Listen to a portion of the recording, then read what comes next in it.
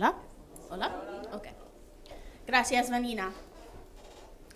Ahora escucharemos a tres periodistas sobre los ataques contra la prensa en América Latina, particularmente en Guatemala, Perú y Venezuela. Romina Mela,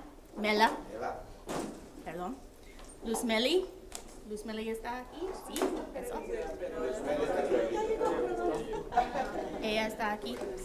Y José Zamora. Ella estaba perdida, pero la encontraron.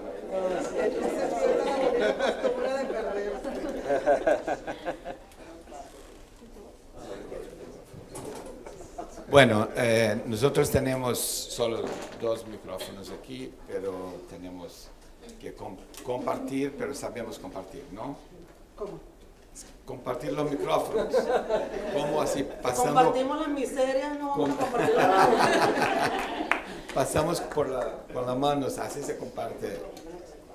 Luzmeli, es así, uno pasa el micrófono para el otro, así se comparte, ¿ok? Bueno, ok. Thank you. Bueno, nosotros en Latinoamérica tenemos una larga historia de ataques a la prensa, una larga historia de dictaduras, de censura, que viene de mucho tiempo, o sea, desde que nuestros países fueron independientes de las potencias europeas, empezamos, cuando el periodismo empieza a molestar, los poderosos empiezan a crear maneras de atacar.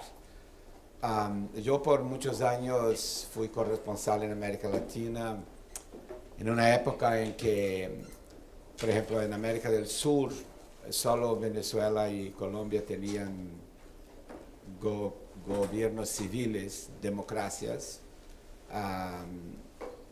que tenían sus fallas, pero eran democracias. El resto todo estaba en manos de dictaduras militares dentro del contexto de la Guerra Fría.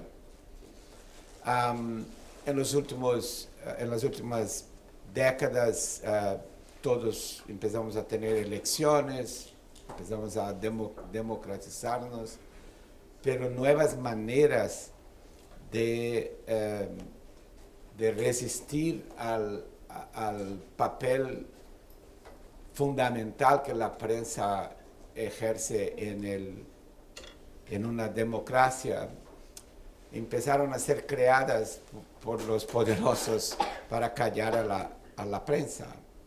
Y aquí tenemos representados a 3 países donde eso está más avanzado o menos avanzado. Yo diría que en el caso de Perú, por ejemplo, menos avanzado, pero en el caso de Venezuela, súper avanzado, y en el caso de Guatemala, con muchas esperanzas de que estemos saliendo de un ciclo, pero que no salimos todavía de un ciclo de ataque. En mi generación, los ataques parecían un poco diferentes en algunos aspectos, como por ejemplo, ellos terminaban la dictadura, ellos terminaban la democracia con la excusa de que estaban intentando salvar a la democracia. O sea, ellos interrumpían a la democracia. Es como decir, empezaban una dictadura larga, pero decían, no, estamos haciendo eso por el comunismo, para parar el comunismo, esa plaga, no sé qué. Pero el objetivo era llegar al otro lado, ¿no? Y como vamos a ver, por ejemplo, en el caso de Nicaragua, que va a seguir a este panel, no es un intervalo, no tiene siquiera el cinismo que tenían en mi época. Es acabar con la democracia, o sea, es destruir a la democracia y en algunos casos crear una cleptocracia, porque la dictadura se evoluciona a la cleptocracia, al régimen de los ladrones, porque es así hemos visto, la historia nos muestra eso. Y, y voy a dejar que José Zamora sea el primero a hablar, pero yo soy muy amigo de su papá y de toda la familia. Y yo me acuerdo cuando hablé de cleptocracia con él, ¿no? Y él se abrió los ojos y dijo, ¿es eso lo que hay en Guatemala? ¿Es eso lo que ha habido en Guatemala? Y realmente y empezó a usar mucho esa palabra, ¿no? En sus charlas y en sus artículos. Me gustaría que cada uno de ustedes hablaran unos 5 minutos solo, después empezamos una conversación. Y que en tu caso, obviamente, contar cómo está la situación de tu papá, porque todos nosotros conocemos la historia. En el caso de Luz, contar cómo está la situación en Venezuela con las elecciones que vienen, cómo está la prensa en relación a eso. Y en el caso de Gustavo Gorriti, como vimos anoche en el simposio, o sea, parece que lo mismo que hicieron con José Rubén Zamora, están intentando hacer con Gustavo, que es entraparlo en la cosa que llaman, que algún general gringo desarrolló esta tesis de lawfare, ¿no? La utilización de la justicia de los tribunales como forma de guerra, ¿no? Muchas gracias, muchas gracias a todos y gracias por estar aquí. Gracias por El micro está funcionando. Vamos a compartir. Muchas gracias a todos y muchas gracias, Rosenthal, por la invitación y a todos porque hemos sentido su compañía durante estos 625 días. Pues, como hablaba Rosenthal, es increíble ver cómo evolucionaron esos ataques a los periodistas y a los medios y cómo se fueron volviendo cada vez más sofisticados. Porque, aunque todavía sigue pasando lamentablemente muchísimo, los asesinatos de periodistas tienen un costo muy alto para los gobiernos. Y así fueron evolucionando y usando terrorismo fiscal, campañas de difamación, incluso empezaron a usar el derecho civil para tenerlo a uno en audiencias y en tribunales constantemente y que uno perdiera enfoque, recursos y tiempo. Pero la herramienta más efectiva y eficiente en Guatemala, y lo vemos en el mundo, es la criminalización y el uso del derecho penal para perseguir periodistas. Y es exactamente ese lawfare, es una herramienta que ha sido muy útil para todos los regímenes autoritarios y represivos. Y lo que hablaba en Guatemala, lo que hay es una cleptocracia que cambia de dirigente cada 4 años. Y en nosotros, creo que el año pasado nos reíamos que pareciera que todos estamos compitiendo quién tiene el peor país. Y creo que todos estamos mal.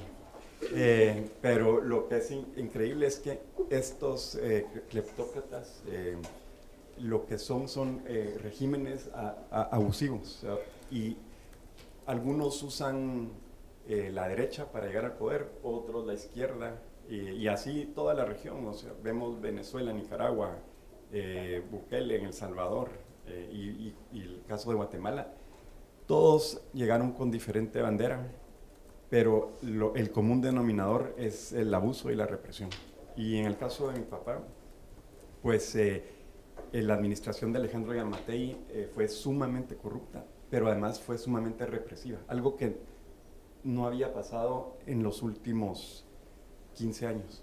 Y le fabrican este caso. Ellos fueron, en Guatemala hubo un movimiento contra la corrupción y empezó a ser muy efectivo. Y cuando todos los grupos que se vieron afectados, se unieron y lo desmantelaron. Pero más allá que desmantelarlo, también decidieron vengarse de todos los que ellos creían que participaron en ese proceso. y entonces persiguieron jueces, fiscales, activistas y periodistas. Y el caso más emblemático es el de mi papá, porque era un mensaje muy claro que hacer periodismo es un crimen. Y esta administración, durante sus primeras 144 semanas, se publicaron 144 investigaciones de corrupción. Y desde el inicio le hicieron este caso espurio, todo lleno de, además de que es espurio y fabricado, en un proceso donde violaron todos sus derechos y en el que lo han tenido por 625 días en prisión preventiva. No está condenado, no hay nunca un proceso, el proceso se sigue dilatando. Cada vez que, durante el periodo de Yamatei, que fue cuando fueron más agresivos e intentaron condenarlo y no lo lograron, todo era muy acelerado. En Guatemala, lamentablemente, un proceso de ese tipo lleva en promedio 10 años. El proceso de él llevó 11 meses, o sea, un récord Guinness de eficiencia judicial. Pero cuando no lo logran, ahora lo que hacen, porque aunque cambió el Ejecutivo, y eso es importante porque sí ayuda, la corrupción sigue enquistada en el sistema judicial, en el Ministerio Público.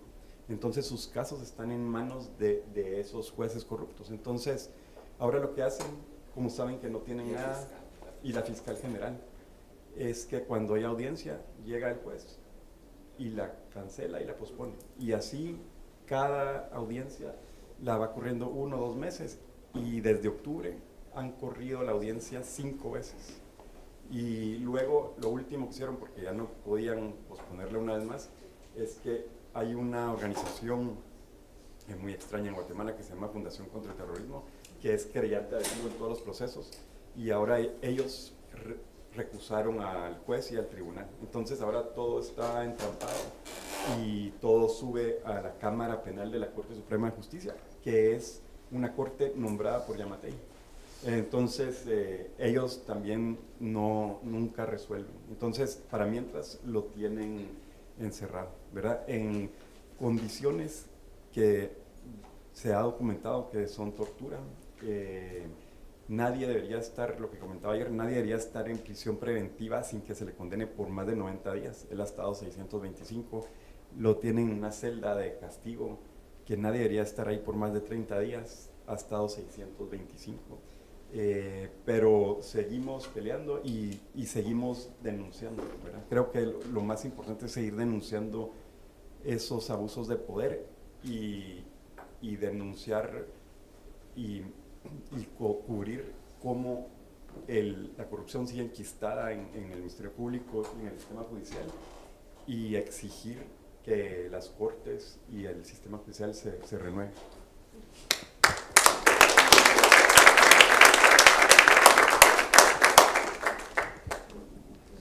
No, buenos días, buenas tardes, que venimos del futuro.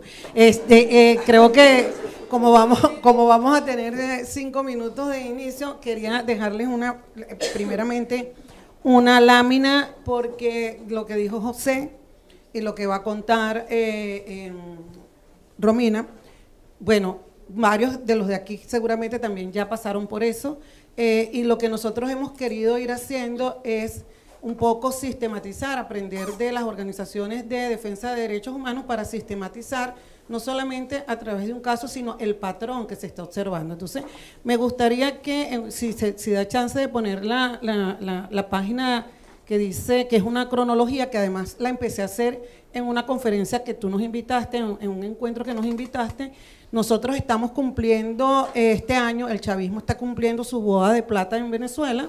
Son 25 años, y cuando nosotros vemos durante esos 25 años, si le pusiéramos una acción de censura cada año, pues llegamos al momento en el que estamos actual, y que yo les voy a decir brevemente en qué estamos, pero sí quisiera que lo vieran, porque cuando decimos que venimos del futuro, una expresión que se la escuché también en un evento acá, a la primera persona aquí, a la querida Laura Sommer, era sin querernos atribuir ni hacer apropiación, como que inventamos la polarización.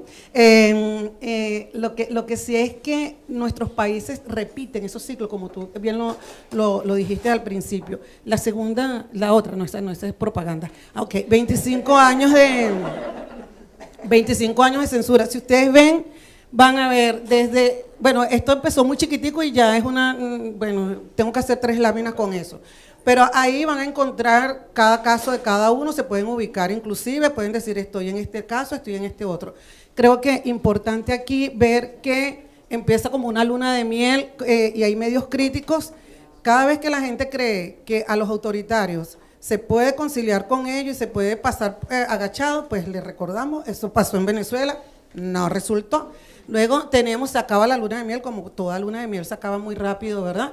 Y esa luna de miel pasa a ser después que se acaba muy fuerte cuando el golpe de Estado del 2002, pero hay un hito que para nosotros es muy importante, que es el cierre de la televisora RCTV, que el gobierno, inventando en sus narrativas, dijo que era que se le había acabado la concesión. Efectivamente, se le acabó la concesión, pero no se la renovaron porque no les dio la gana.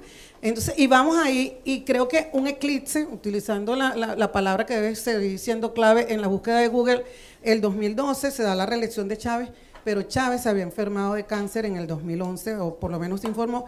Hasta el sol de hoy, nadie tiene acceso a la partida de defunción de Chávez y todavía hay gente que duda de la fecha en la que murió el presidente Chávez. 2013, con la muerte de Chávez, esto también es importante decirlo, hay una aniquilación de los medios impresos. No es que antes no estaban atacando a los medios, lo que pasa es que en el 2013 se da este nuevo paso.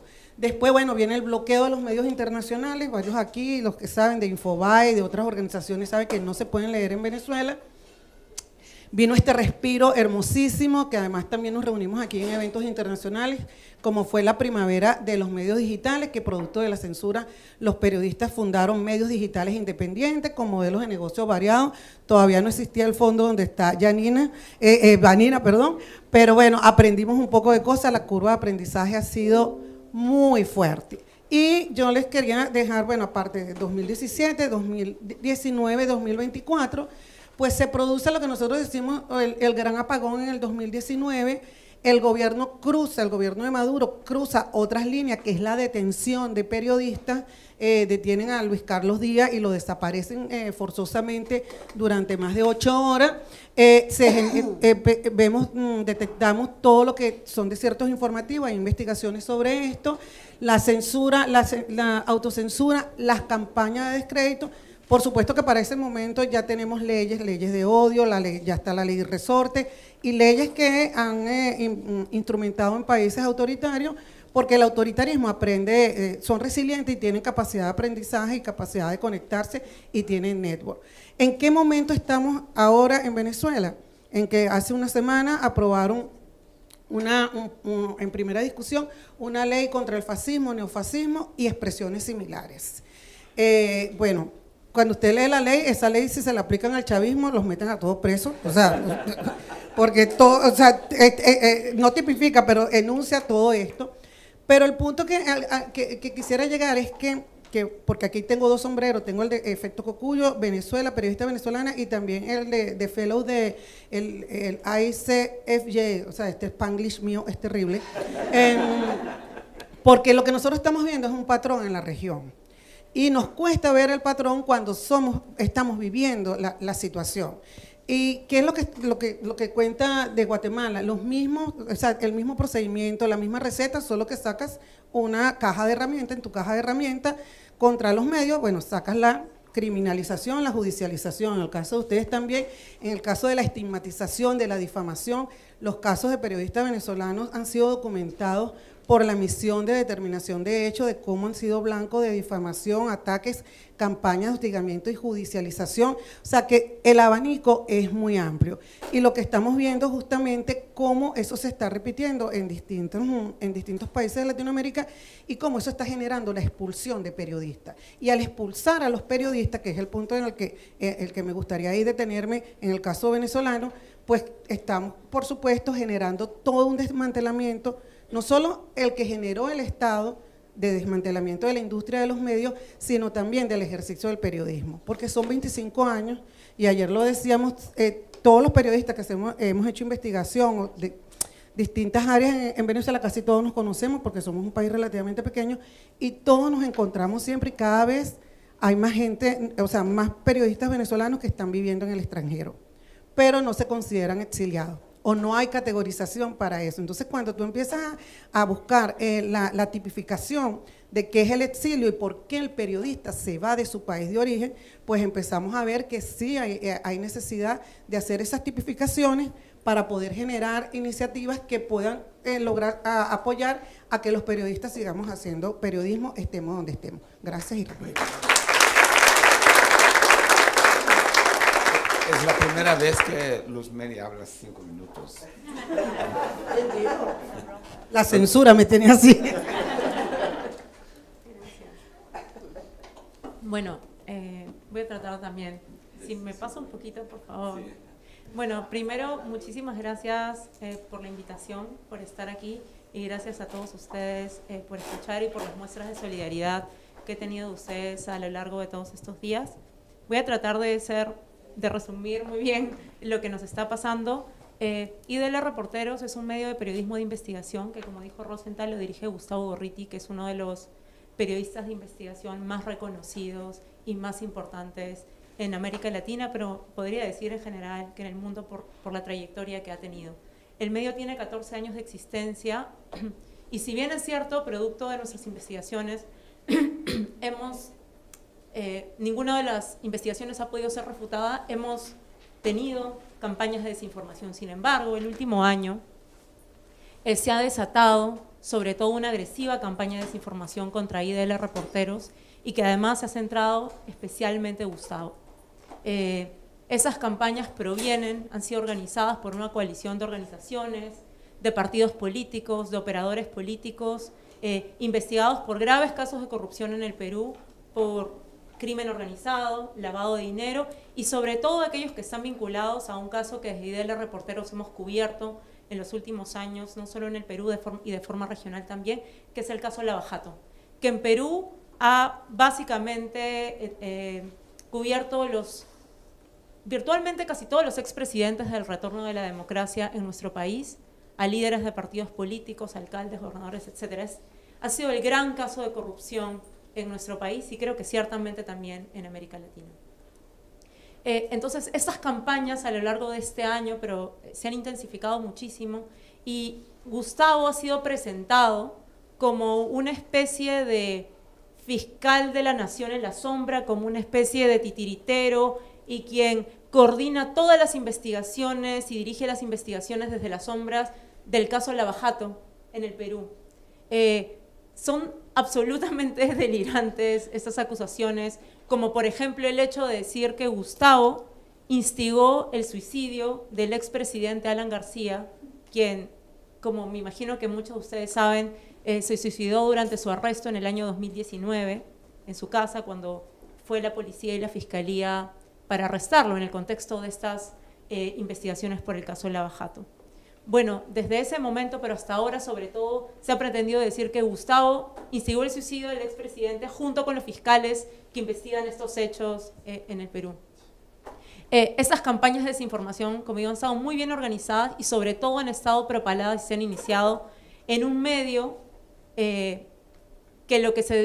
cuyo negocio es la desinformación, que es Willax Televisión, cuyo dueño, Erasmo Bon, es un investigado por lavado de dinero en el Perú, y sobre el cual desde IDL Reporteros investigamos desde el año 2011. Estas campañas de desinformación, que se han intensificado desde febrero, muchísimo desde febrero de este año, han ido a la par y se han desarrollado de forma coordinada con acciones de grupos violentos que están sobre todo vinculados a la ultraderecha en el país, pero que además nosotros hemos investigado y hemos demostrado las conexiones que tienen con los partidos políticos a los que hemos investigado, como por ejemplo Fuerza Popular, el partido aprista, que es del expresidente Alan García, y Renovación Popular, cuyo líder es el alcalde de Lima, uno de los principales promotores de la desinformación y también los ataques contra IDL Reporteros y sobre todo Gustavo. Quiero pasarles un video muy cortito, solamente de un ejemplo de el tipo de ataque que recibimos en la redacción. bueno, si es que está en YouTube, mientras se puede, nosotros en los últimos 6 años hemos recibido este tipo de incursiones en el local de la redacción, en IDL Reporteros. En una ocasión han ido a la casa de Gustavo y recientemente, hace algunos días, en sus propias redes sociales difundieron la dirección de mi casa, instigando obviamente la violencia, porque hay amenazas de muerte, lanzan basura dentro de la redacción, excremento, es decir, una serie de difamaciones de estos grupos que vienen y que se realizan ante la inacción policial y del Ministerio Público también. Pero ¿qué es lo que ha ocurrido en las últimas 2 semanas? No sé si podamos llegar a ver el video, pero bueno, sigo. Es que un fiscal supremo inició una investigación penal a Gustavo. No sé, creo que no se puede. Ahí está. Esto ocurrió en mayo del año pasado, el 5 de mayo, y este es un ejemplo del nivel de coordinaciones que hay de las campañas de desinformación con esos grupos violentos, porque inmediatamente después de desmontar una de las campañas de desinformación contra Gustavo, tuvimos a más de 50 personas en el local de la redacción. Este es un barrio residencial. Frente a la oficina hay un colegio. La policía está al lado, ni siquiera pidió el control de identidad de estas personas. Entonces, ese es el tipo de incursiones que hay y de amenazas que hay, que se dan además de forma coordinada con esas campañas de desinformación. Hace poco más de 2 semanas inició una investigación penal contra Gustavo. ¿Cuáles son los hechos que se le imputan? Precisamente son los que se originan en estas campañas de desinformación promovidas por estos políticos investigados, que luego presentan a su turno denuncias penales. Y son precisamente esas denuncias penales una de ellas ha originado este caso, en la que el fiscal, violando todos los principios de libertad de expresión y de periodismo que hay en el Perú y los tratados internacionales, inicia un caso y ha pedido el número de teléfono que utilizaba Gustavo entre el año 2016 y 2021, y además ha anunciado que va a pedir el levantamiento del secreto de sus comunicaciones, porque lo que hay detrás de esta investigación es el interés de un fiscal por conocer las fuentes periodísticas. Eso viola completamente la Constitución, porque en el Perú la reserva de fuentes y el secreto profesional está protegido, al igual que en general todos los tratados internacionales. Sí. Esa es una carta que hemos hecho, que si quieren firmarla, es una carta, está solo en inglés, creo, pero, sí, está en inglés. Pero en fin, es una carta de solidaridad a Gustavo y de protesta por lo que está pasando. Así que si ustedes quieren firmarla, sería bueno. Solamente unos segundos, sí. Perdón por el tiempo. Solamente decirles que si bien es cierto, hemos tenido el respaldo de varias organizaciones nacionales e internacionales de protesta por lo que está ocurriendo, porque naturalmente es posible que ocurran allanamientos a la oficina, a la casa de Gustavo, buscando su computadora, sus teléfonos, por el interés de la Fiscalía de ir detrás de las fuentes periodísticas. Nosotros, por supuesto, vamos a defender los principios del periodismo, no vamos a revelar ni entregar ninguna información, pero en el sentido de lo que dijo Rosenthal, el periodismo de investigación está amenazado, es una grave amenaza, y como dijo Luzmeli, como dijo José, es un libreto que se repite en general en toda la región, y dada la gravedad del asunto y por lo que puede pasar en nuestro país, para nosotros es importante también poder que otros periodistas puedan también levantar su voz sobre lo que está pasando, porque nos están atacando a todos. Muchísimas gracias.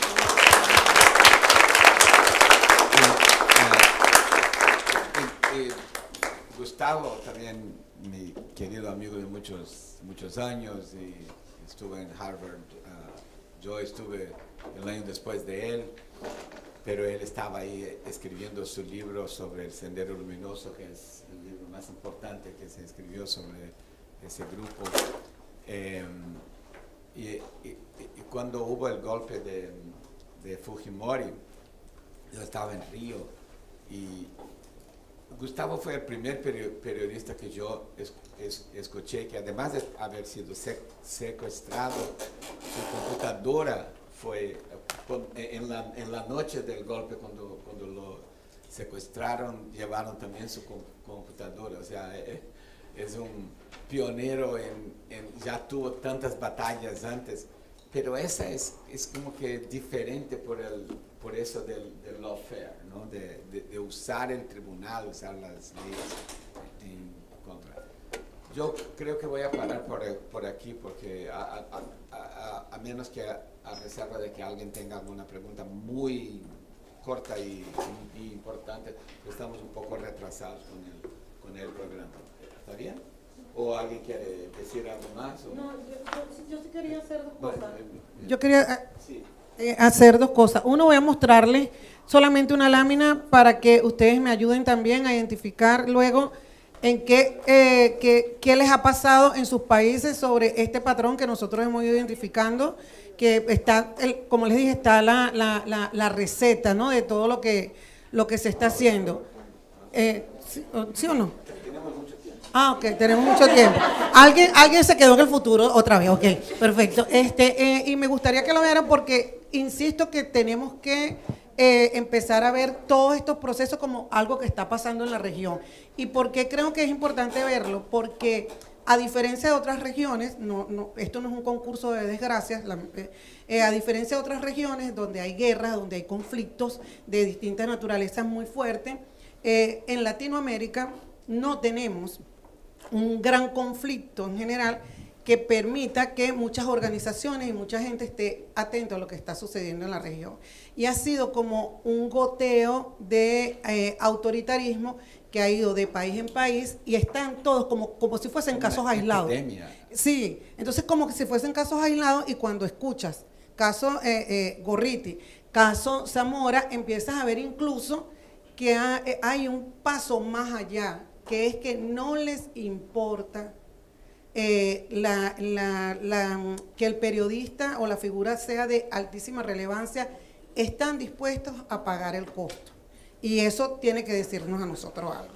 Y luego quiero también, Rosenthal, porque quiero aprovechar este espacio para comentar lo que tú decías, José, que fíjense, el autoritarismo no tiene ideología, no es de derecha ni de izquierda, eso ya lo han dicho varios. Pero les voy a poner el ejemplo, la demostración, la evidencia empírica. El Salvador, caso El Salvador. Caso El Salvador, un presidente de derecha, ¿verdad? El círculo de ese presidente es venezolano, es un círculo de analistas, consultores, expertos que supuestamente luchaban por la democracia en Venezuela. Y voy a citar también a Carlos Dada, que Carlos nos dice en un momento, dice, es que no luchaban por la democracia, luchaban por el poder. Y yo creo que aquí lo que estamos enfrentando también es ese tipo de cosas. ¿Cómo estas estrategias funcionan? ¿Cómo están utilizando estrategias que usó el gobierno de Chávez y de Maduro contra los periodistas venezolanos y cómo la están aplicando entonces también en El Salvador? No, excelente punto. Perdón por mi confusión de la hora porque tengo sueño para eso. después de todo el avisaje, pero muy importante punto. O sea, como yo decía en mis palabras iniciales, o sea, en mi generación era interrumpir la democracia. Ni los militares más fascistas tenían la cara dura de decir que querían destruir la democracia. Ellos estaban salvándonos del monstruo del comunismo que comía babies y niños y que era una cosa horrible, etcétera. Y el mundo estaba dividido entre dos polos, ¿no? Pero ahora no es más, no hay esa excusa, aunque el monstruo del comunismo todavía esté ahí, ¿no? O sea, cuando uno ve todas las agresiones en línea, o sea, Gustavo es comunista, Zamora es comunista, que no tiene ningún sentido más. Pero hay una cosa sistemática y desafortunadamente relacionada incluso con algunos movimientos religiosos, sobre todo evangélicos, de decir que no, la democracia no tiene sentido, tenemos que tener a un líder, aunque sea un pecador, tenemos que tener a un líder fuerte porque esa es la manera de generar eso. Bueno, yo entonces tengo preguntas, ya que yo me di más tiempo. La primera es aquí, o sea, el cambio de gobierno, no hay nada que el presidente pueda hacer para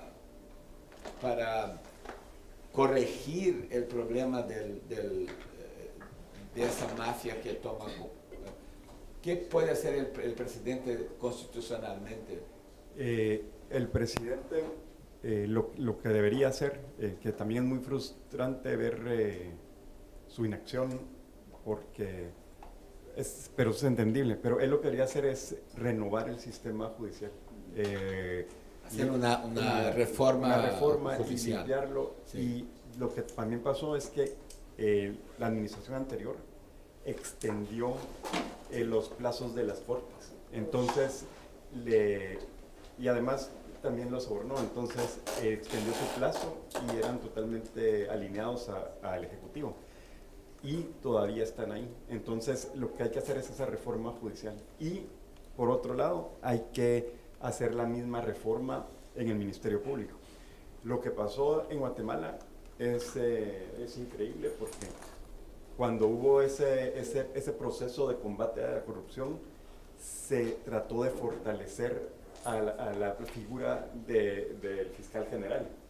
Y sabiendo que tenían que pelear con estos ejecutivos corruptos, se le blindó a través de una ley que es casi que es inamovible. Y al final lo que ocurrió es que resultó que la fiscal general se volvió la figura más corrupta y alineada al Ejecutivo, y ahora es muy difícil sacarla. Y es impresionante porque el Ministerio Público básicamente se volvió un Estado paralelo. Y es a través de esa fiscalía, de la fiscal general y una fiscalía de delitos del combate al crimen organizado, que es por la que usan para perseguir a todos los opositores o periodistas o activistas, es que persiguen a todos. Ahora, su pregunta del presidente, lo otro es que él lo que está haciendo, pero muy lentamente, es tratar de crear un caso que demuestre que existen causales como para un despido justo de la fiscal general. Y creo que eventualmente va a ser esa reforma judicial, pero él también está en grandes problemas, porque ese mismo sistema intentó que no llegara al poder, Sí. y cuando llegó, ahora le están fabricando procesos, y entonces él tiene que ser muy cuidadoso y está en una posición débil. Entonces él no quiere hacer nada que acelere ese ataque judicial en su contra. Bueno, en el caso de Perú, ¿cómo está la situación jurídica de Gustavo? ¿Cuál es la forma de ayudarlo, de parar? O sea, manifestos como este que estamos firmando y protestas internacionales y todo, pero internamente en el sistema jurídico peruano, ¿hay alguna esperanza de que paren esa locura que están haciendo? O sea, nosotros, y en la vía penal, que es en el caso, estamos respondiendo y además en la vía judicial, que tiene que ver, hay dos vías paralelas, la vía penal con el fiscal y luego presentar acciones judiciales. Además, Gustavo tiene una medida cautelar de la Corte Interamericana de Derechos Humanos, que claramente… Que van a ignorar, quizás. Totalmente, y lo que ha ocurrido además es que nosotros desde IDL Reporteros hemos desmontado todas las campañas de desinformación y además se le presentó al fiscal todo aquello, o sea, toda la base absurda por la cual él abre la investigación ha sido desmontada previamente con nosotros. Solo lo que quiero decir es que hay un objetivo claro con la criminalización del periodismo de investigación, y es utilizar las herramientas de la democracia para perseguir a los periodistas y convertir a los investigadores en investigados. Y la narrativa que hay desde el otro lado, que son que a partir de estas campañas de desinformación, que los políticos que son investigados por graves casos de corrupción se presenten como perseguidos políticos y pidan además la anulación y el archivamiento de todos sus casos. Y todas estas campañas se dan en un momento central en el país porque el juicio oral por el caso de Keiko Fujimori, la lideresa de Fuerza Popular, que varias veces ha sido candidata a la presidencia, inicia en julio. Y fue un caso que además inició IDL Reporteros. Entonces están buscando varios de los políticos investigados por casos centrales que sus casos se archiven. Y como no han podido refutar ninguna de las investigaciones publicadas por el medio, entonces lo que hacen es atacar y desprestigiar a los periodistas de investigación. ¿Y en qué medida las vueltas del caso en Brasil han afectado a otros países en general, pero en particular Perú? El hecho de que en Brasil la investigación de Lava Jato,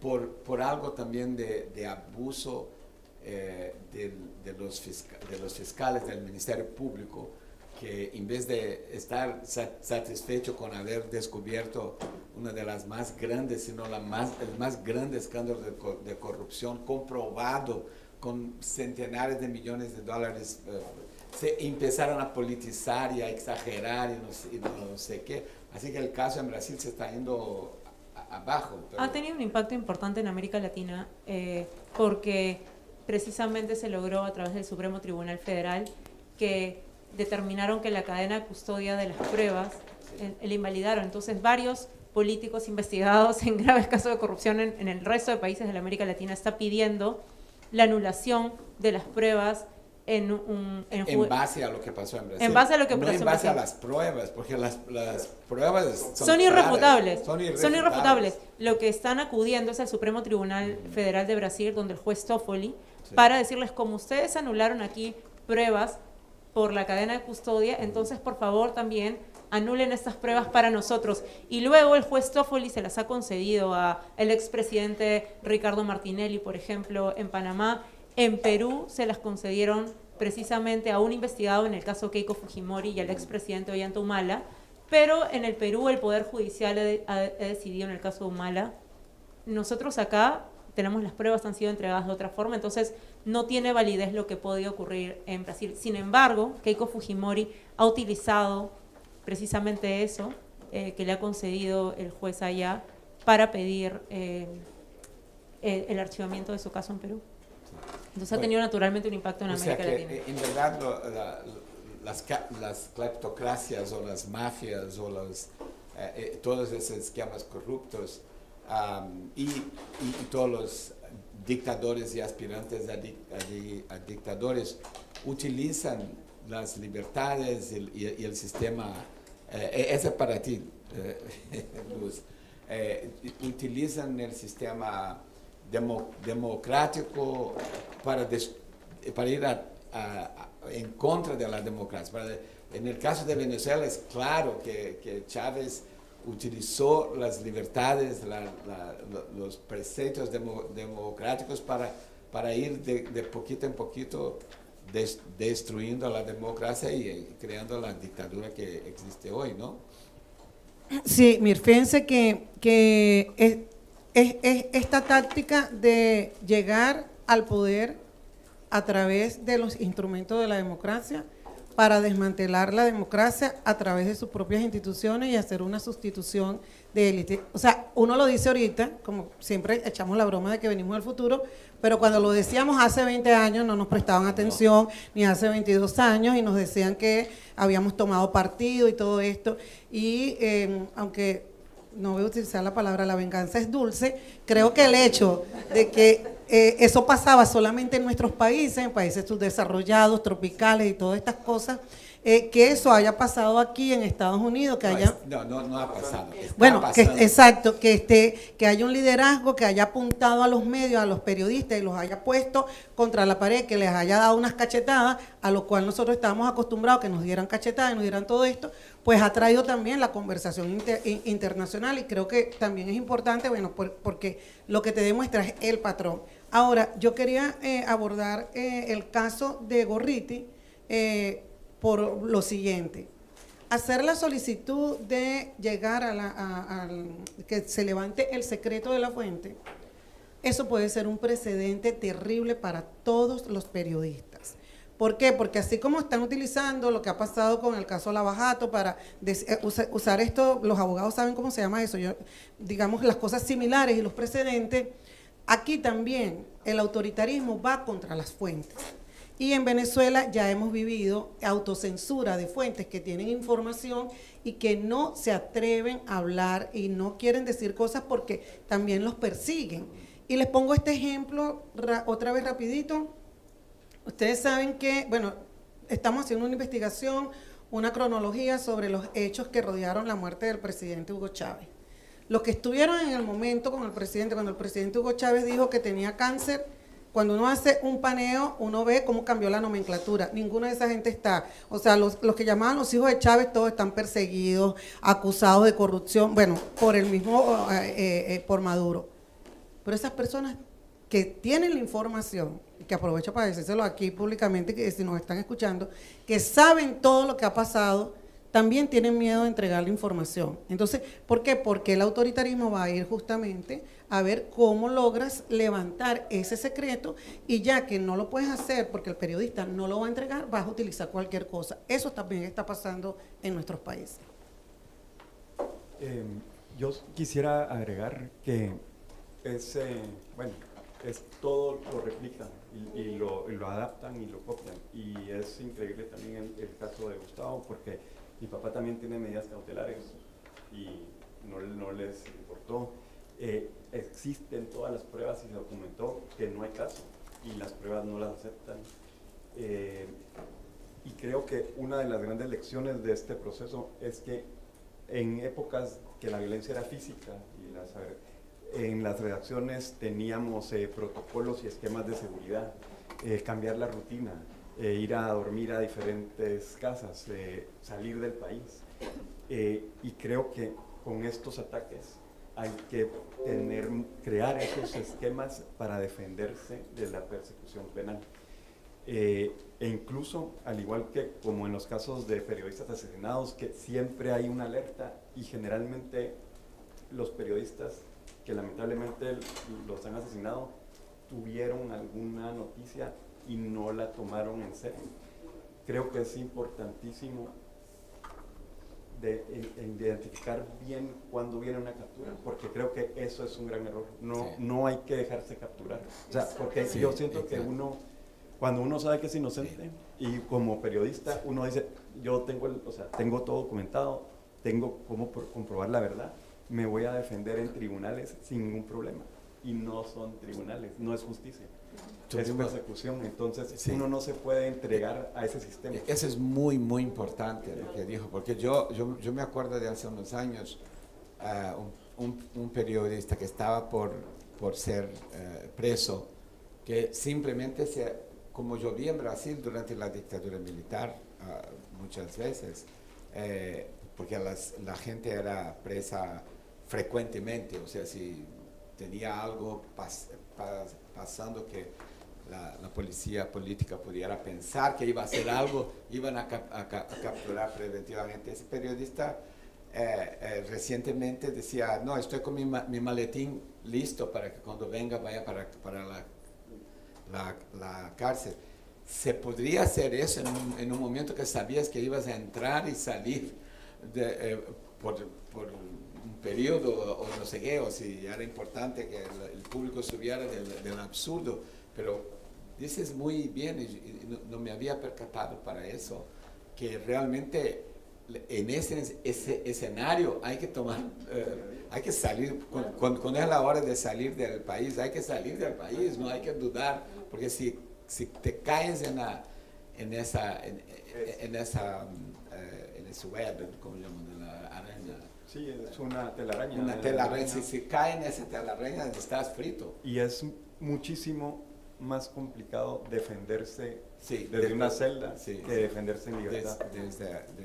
Del exilio, por Sí. ejemplo, Y- que es cruel, pero es el exilio. Y lo otro es que el apoyo internacional y de periodistas Es y importante. de mantener las historias vivas y de denunciar lo que está ocurriendo es importantísimo, porque estos autoritarios lo que quieren es silenciar y quieren que no se sepa lo que está pasando. Y se les complica mucho sus planes si es público. Y su crueldad no tiene límites, ¿no? O sea, en el caso de Gorriti, por ejemplo, el hecho de que Gorriti esté enfermo con cáncer, haciendo quimioterapia, y que tuvo que salir de su licencia médica para ir a defenderse, y dio esa entrevista dramática, impresionante, con fuerza, que él, a pesar de abatido por la quimioterapia, con una fuerza extraordinaria,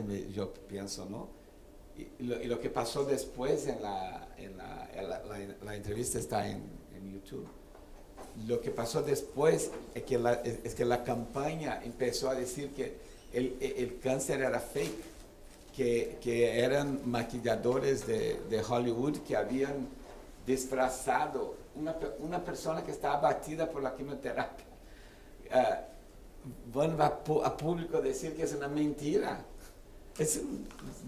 No, o sea, no tiene nivel. Eso de llenar de basura, como vimos en el video aquí. ¿Alguien tiene alguna pregunta que hacer a nuestros invitados? Eva, de Venezuela. ¿Existen hoy en día para las personas, los periodistas que estamos afuera, algún tipo, o has conocido, Luzmeli, represalias contra las familias que se quedan en Venezuela? Eso, ¿cómo que se llama eso en alemán? La gente de Armando.info hizo un informe, bueno, esos términos que utilizan los alemanes que para decir te están vengando y te están metiendo el dedo en el ojo y te van a fregar la paciencia, usan una sola palabra muy larga, Sippenpfaff creo que se llama. Sí, Eva, e incluso de periodistas que se fueron del país antes de que, digamos, se diera la mayor crisis, pues si hay persecuciones, ya es una táctica que se está utilizando en el gobierno contra los dirigentes políticos, dirigentes sindicales, pero también hay casos de periodistas en los que incluso cuando haces el protocolo de salida, y esto creo que también es importante, el deber de un periodista es mantenerse libre, o sea, de verdad, mantenerse libre y vivo. Y yo creo que eso hay que tenerlo muy en cuenta. A mí me costó muchísimo salir de Venezuela, algunos lo saben, todas estas cosas, no vamos a hacer de eso una historia, pero he tenido que aprender de otros colegas que lo vieron antes y de otros colegas que no lo están viendo ahorita y que están en muchísimo riesgo allá. Entonces, en conclusión, están haciendo eso. Pero en el próximo panel ustedes van a ver los niveles de crueldad del régimen de Nicaragua en ese sentido. Y es importante ver, porque esta gente aprende con el otro, ¿no? Sí, o sea, sí. Es increíble lo que van a escuchar sobre Nicaragua, es espeluznante. ¿Alguien? Olá, Tiago, de Brasil. ¿Creen que nosotros estamos, enquanto una comunidad internacional de periodistas, estamos preparados para un esfuerzo coordinado internacional, mirando la persecución judicial? Porque creo que hablamos mucho y miramos mucho para la cuestión del business, que es muy importante, el apoyo para que podamos hacer el trabajo que hacemos en nuestros países. Pero quizá, les pregunto porque no sé, quizá sea necesario debater un esfuerzo coordinado para identificar, por ejemplo, actores en el en el poder judicial en nuestros países que sean más conscientes del valor de la democracia, del valor del periodismo y un esfuerzo para que nos podamos sentir un poco más de protección en cuanto hacemos nuestros trabajos. Gracias. Gracias, Tiago. Yo creo que justamente, fíjate, la RELE, la Relatoría de Libertad de Expresión, está haciendo ahorita una encuesta justamente para identificar ciertas cosas, sobre todo periodistas que se han ido al exilio, y les tengo que informar que la Relatoría de Libertad de Expresión de la ONU ha abierto unas consultas sobre ataques a medios, buenas prácticas y cómo se pueden articular algunas cosas para dar protección, para evitar justamente la criminalización y la judicialización, pero además para ver cómo se atiende después que, o sea, en Venezuela decimos que después de ojos sacados no vale Santa Lucía, o sea, cómo haces cuando el periodista tiene que irse, y el mapa que hizo Reporteros Sin Fronteras el año pasado veía los flujos de los periodistas que se iban yendo.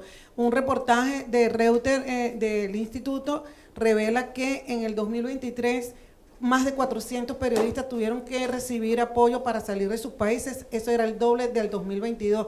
Es decir, que ya algunas organizaciones de derechos humanos están identificando que lo que está viniendo con este auge del autoritarismo, con la instrumentalización de la justicia para perseguir a los periodistas, lo que se puede estar gestando es una gran ola de periodistas en exilio. Y cuando hago la diferenciación entre países en conflicto, que tienen una guerra, caso ahorita en Gaza, caso lo que ha sucedido en Afganistán o en otros países, pues se nos olvida que también en Tailandia hay muchos periodistas de Myanmar, se nos olvida también que, bueno, a veces se nos olvida lo de Cuba. Aquí está José Nieves, como que se naturalizó el hecho de que los periodistas de Cuba no pueden hacer periodismo en Cuba. Está el caso de Nicaragua, que ha tomado muchísima visibilidad y que creo que es un caso emblemático de todavía lo de la caja de herramientas de la crueldad, todavía las barajitas que tienen para atacarnos. Es decir, que parte también de lo que piden periodistas que han tenido que salir al exilio es la necesidad de crear redes, de tener redes de protección y redes de apoyo.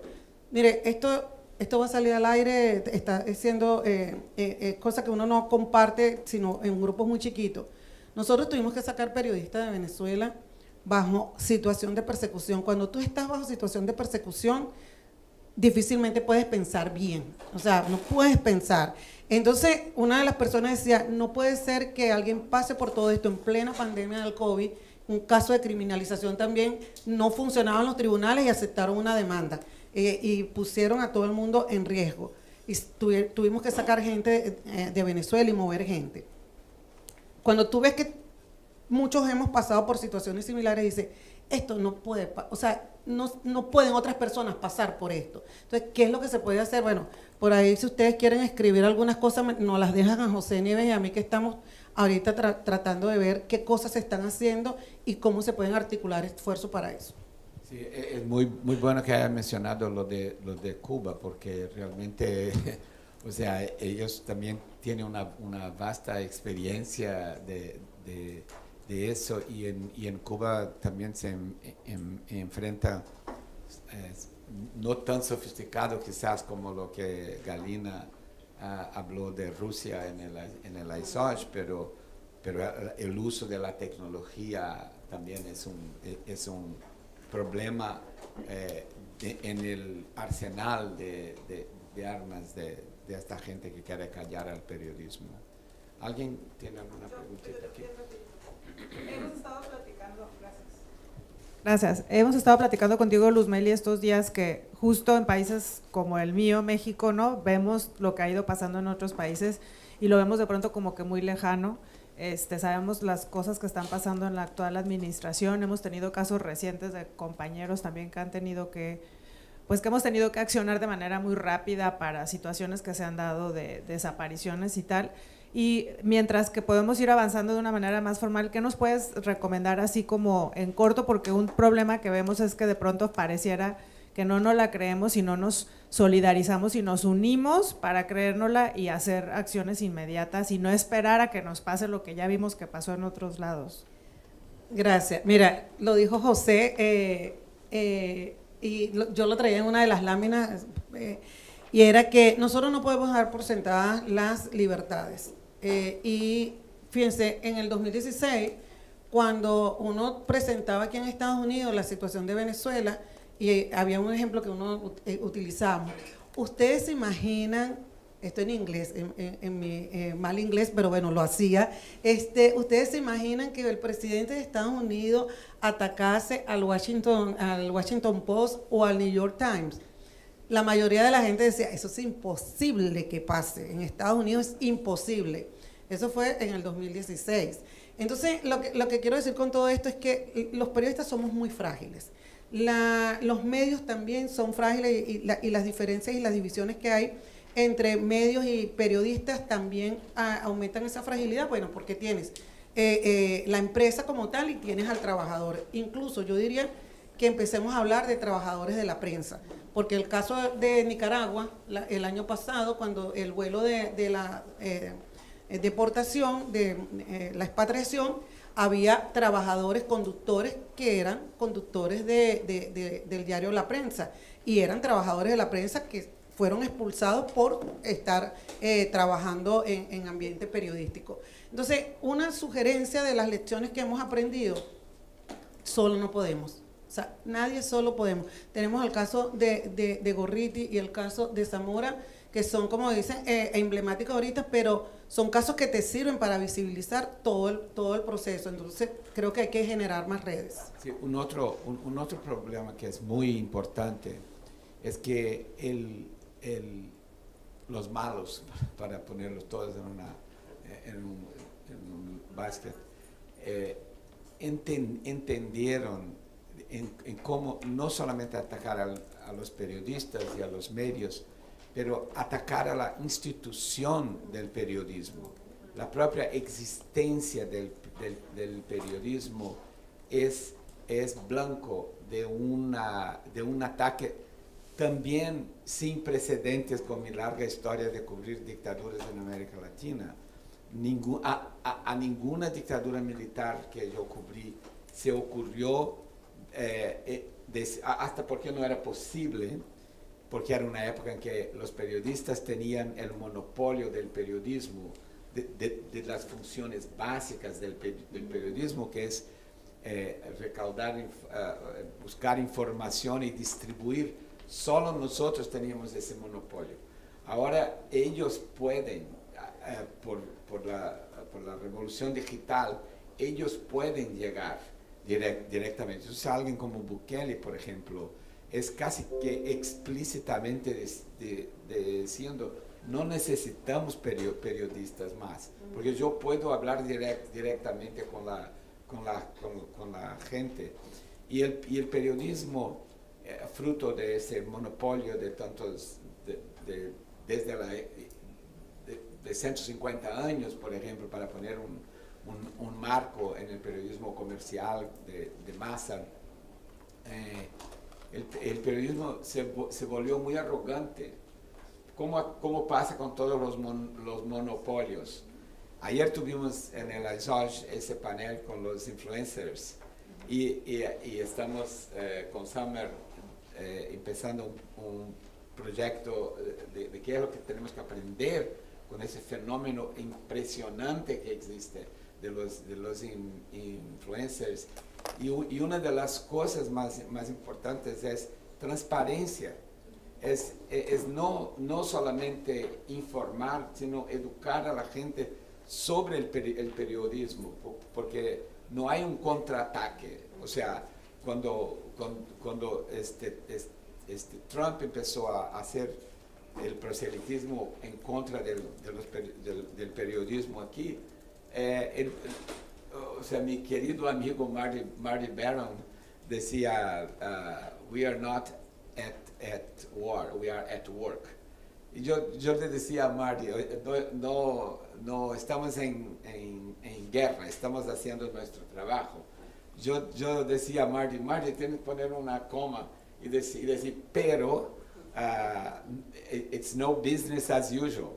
No es normal, eso no es normal que un presidente diga, que un presidente de los Estados Unidos y había una nota de Univision que comparaba las palabras claves de Chávez y las palabras claves de Trump sobre el periodismo. Y eso es impresionante, pero mi punto es, algo tenemos que hacer también para concientizar a la gente de que no solamente el periodismo no es crimen, pero que el periodismo es importante, ¿no? Entonces, todo porque están usando esa fragilidad y muchos periodistas seguimos con la misma arrogancia del pasado, cuando podría ser arrogante. O sea, esta nueva generación tiene que descubrir otra manera de pasar los mensajes y la información. Alguien, Vanina, y después. Gracias. Y justo, Rosenthal, me dabas pie exacto para mencionar eso y un poco hacer un contrapunto. Creo que hay dos aspectos fundamentales a tener en cuenta con la pregunta que hacías. Una tiene que ver, me parece, con tampoco dar por sentado la infalibilidad del sistema judicial, porque creo que ese nivel de sofisticación es el que empieza ahora a generar una maquinaria mucho más fuerte que no sea solo la persecución física o la agresión, digamos, directa. Eso empieza a pasar como, digamos, casi como una corriente. Entonces, creo que aprender de lo que está pasando en Perú y en Guatemala es importante, y pensar que en nuestros países no puede pasar.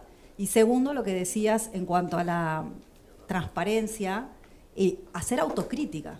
El periodismo no está acostumbrado a hacer autocrítica.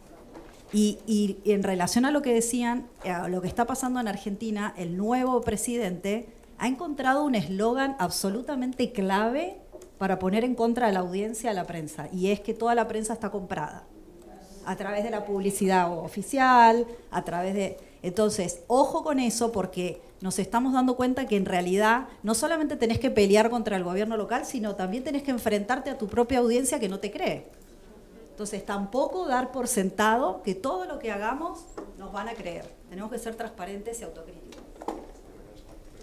Yo solo quería añadir algo que creo que es importante en esta discusión, es cuando se crean medios, o sea, medios que son fábricas de desinformación para socavar al periodismo real, ¿no? Entonces, eso en esa ocasión es muy importante, porque las grandes, y nosotros lo hemos vivido y veo que también se repite en otros países, cuando se crean medios de comunicación, nosotros tenemos una historia en que la dictadura se compraron las líneas editoriales, pero ahora se crean medios de comunicación cuyos dueños... No necesitan ni comprar. Porque crean, y que en esos medios no es, obviamente no se rigen bajo los principios del periodismo, no hay nada. Entonces generan desinformación, y el grave problema es que entran en ese ecosistema y son los que generan la desinformación y atacan al periodismo. Entonces creo que eso es también importante tenerlo en cuenta en la discusión. Muy parecido con la prensa chicha durante el Fujimorato, que tenían estos periódicos comprados. Pero ahora eso de que dices es súper importante, porque la gente tiene que aprender a distinguir lo que es periodismo de lo que parece periodismo, pero no lo es. Y nosotros tenemos un rol de explicar eso.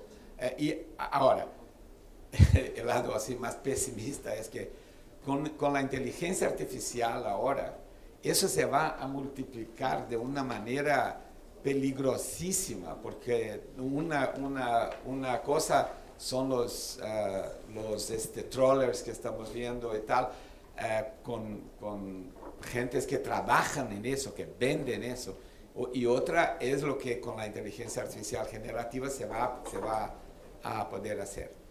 No, quería introducir dentro de este debate o catarsis, no sé cómo llamarlo, el tema de que otro mecanismo de persecución a la prensa, al menos en nuestra región, es el acoso financiero. Voy a citar a nuestro presidente, que recién Marina nombró, que se alegró Milei hace unos días de que un medio importante de Argentina esté, según él, cerca de la quiebra, ¿no? Y él lo celebró públicamente, ¿no? Y me parece, quería preguntarle a los panelistas, qué tipo de acoso financiero han recibido como parte de esta persecución. ¿Qué medio era ese? Perfil. Bueno, en ese proceso de sofisticación de los ataques, uno de los pasos anteriores a llegar a la persecución penal fue, por un lado, y todos estos ataques también son especialmente estratégicos porque no solo son estos ataques financieros o legales, a la vez son difamatorios y atacan lo único que tiene un periodista, que es su credibilidad. Pero lo primero que empezaron a hacer era enviar a la Superintendencia de Bancos Tributaria a revisar las cuentas del periódico, por ejemplo. Entonces había auditores y hay que atenderlos y hacen procesos legales y dicen que el medio no está pagando impuestos y todo es falso, pero eso es un proceso. Y luego, algo que pasó en los últimos 30 años es que muchas veces directamente el presidente llamaba a los empresarios que anuncian en el periódico. Y bueno, para comenzar, que el periódico nunca tuvo pauta oficial, pero luego el presidente llamaba, no sé, al gerente general de Toyota y le decía, ya no pongan más anuncios en ese periódico o les vamos a abrir un caso de que tienen evasión fiscal. Entonces, poco a poco, o a los bancos, en algunos bancos nos contaron que el presidente les decía, si ustedes siguen poniendo anuncios en ese periódico, automáticamente les vamos a retirar los fondos del estado de su banco, o sea, quiebran un banco. Entonces, también uno le entiende la situación del anunciante y poco a poco se fueron retirando. Y al final, como llega el periódico a cerrar, es porque ya cuando tienen a mi papá preso, intentamos seguir operando y seguían, ese acoso a los anunciantes se intensificó y ya no era esto de tema de evasión fiscal, sino les empezaron a decir, si ustedes siguen poniendo anuncios en el periódico, les vamos a abrir casos criminales de lavado de dinero. O sea que si anunciar en el periódico era lavar dinero. Y ahí se fueron los últimos anunciantes y la gente más leal que apoyaba el periódico se dejó de responder llamadas. Algunos que hablaban con nosotros nos decían que solo podían hablar con nosotros si estaban en Estados Unidos con un teléfono celular de Estados Unidos por Signal. O sea, estaban aterrados. Y entonces eso es parte de ese proceso. No nos olvidemos de ese acoso financiero, pasa hace años en Bolivia. Y Bolivia, la verdad que los medios bolivianos tienen muy poca visibilidad, pero el acoso financiero a través de los anunciantes ha sido brutal. Sí, eso sí es un clásico, eso no es novedad. Eso en mi época de dictaduras militares pasaba y muchos periódicos fueron sofocados financieramente por ese tipo de amenaza. Y en Venezuela también lo sofisticaron bastante, como los médicos pueden explicar. No, y aparte que es un clásico, sí, el acoso financiero y utilizar la publicidad oficial para ahogar y el terrorismo fiscal. Pues bueno, una herramienta ahora un poquito más sofisticada es crear leyes que criminalicen la cooperación internacional, recibir fondos y además te limiten en esas posibilidades. Entonces, o sea, poco a poco se va sofisticando mucho más todo el entorno hostil para el ejercicio. Sí, ese es el modelo ruso, ¿no? O sea, de toda la cooperación internacional es criminal o es... Rápidamente, mucho gusto, Heidi Melgar de Guatemala. Hablando tanto de lo que pasa con los medios tal cual, los medios de comunicación tal cual, pero hay algo muy importante que debemos rescatar también los que estamos en el ámbito de la comunicación, y es que lamentablemente ahora cualquier persona que tenga un teléfono inteligente se cree periodista. Y de hecho pues han matado prácticamente la reputación de medios de comunicación buenos y reales, de personas que son buenas. Recientemente en Guatemala, como lo comentaba José, pues hubo cambio de gobierno y se vieron muchísimas alteraciones a la reputación de ciertas personas, de ciertas instituciones, de ciertas empresas. Entonces, también como medios de comunicación se debe reforzar que el periodismo debe ser algo clave que ejerce un periodista y no creer a estas personas que por tener un teléfono inteligente y poder meterse a las redes sociales puedan crear noticias que a la larga son falsas y que llegan a afectar a millones de personas. Yo tengo un comentario que hacer allí.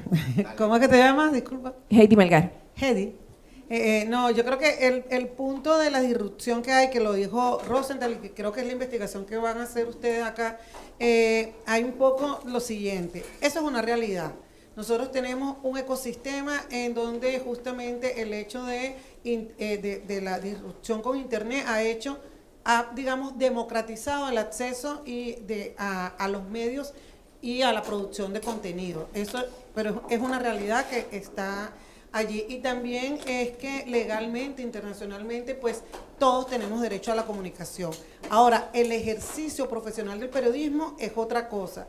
Sin embargo, lo que nosotros hemos visto es que efectivamente con la alfabetización de 40, 50 años de medios masivos o de 100 años, radio, televisión, todo esto, la gente todavía no diferencia quién es periodista, no, siempre si sale en un video o si sale haciendo tiene algún tipo de programa. Esa exquisitez, digamos, esa cosa tan chiquita, la gente le cuesta entenderlo. Y un poco la conversación que nosotros estamos llevando es cómo logramos tener con creadores de contenido algún tipo de relación y conversación que nos permita a nosotros aprender las estrategias que están utilizando y esa conexión con la gente, pero que también ellos, al utilizar técnicas periodísticas, no pasen por ser periodistas fake, sino que también aprendan de verificación, de rigurosidad y de toda una serie de elementos, que es lo que hace el método periodístico. Entonces, yo creo que esa discusión va a ser larga. Claro. Sobre el tópico de la transparencia, quiero decir que en este momento es como no estamos en el mismo plano de la realidad, en que hay algunas personas que piensan, ay, que todo esto con periodismo y no nos necesitamos en nada más, pero sí es muy importante, pero especialmente con eso es que mucha gente no tiene confianza en casi nada en esta época, ni los políticos, ni nosotros, ni ninguna persona. Entonces, con eso es muy importante rehacer esa confianza o refortalizarla que exista ahora, porque sin eso no les va a oír todo lo que tienes que decir. Y sé que es muy frustrante en ese momento porque los jornalistas trabajan muy fuertes para hacer todo eso y compartir esa información con toda la gente, pero también tienen esa desconfianza de toda la gente. Entonces hay una necesidad de mantener esa relación con la audiencia. Sí, es un excelente punto que trae Clara, porque en realidad, sobre todo la generación de ella, hay una desconfianza de todo, ¿no? Entonces, no estamos solos como periodistas, la gente estamos pasando por una transición hacia, no sé hasta dónde eso va a llegar, pero seguramente el periodismo es un centro de resistencia ahí, ¿no? Y que tiene un papel aún más importante por las razones que hablaste. Ok, entonces ha sido un excelente panel.